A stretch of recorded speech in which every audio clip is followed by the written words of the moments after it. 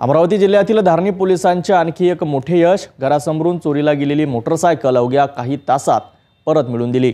गावकऱ्यांमध्ये कौतुकाची लाट असून आरोपींना न्यायालयाने 3 दिवसाची पोलीस कोठडी सुनावली आहे।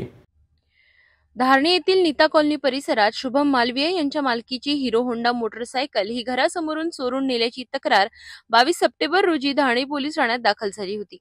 या गुन्ह्याच्या तपासासाठी ठाणेदार अवतारसिंह चव्हाण यांच्या मार्गदर्शनाखाली विशेष तपास पथक तयार करण्यात आले।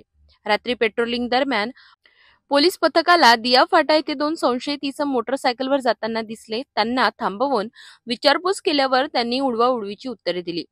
वागण्यात संशयास्पद हालचाली आढळल्याने त्यांना ताब्यात घेऊन पोलीस स्टेशनमध्ये आणण्यात आले।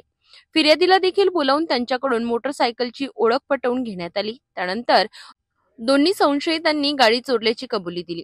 त्यांच्या ताब्यातून मोटरसायकल जप्त करण्यात आली।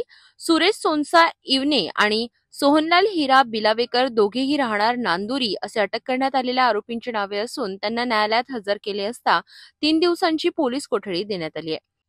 या आरोपींचा अन्य मोटरसायकल चोरीच्या गुन्ह्यात समावेश आहे का याचा तपास पोलीस करीत आहेत। ही कार्यवाही ठाणेदार अवतारसिंह चव्हाण यांच्या मार्गदर्शनाखाली त्यांच्या पथकाने केली।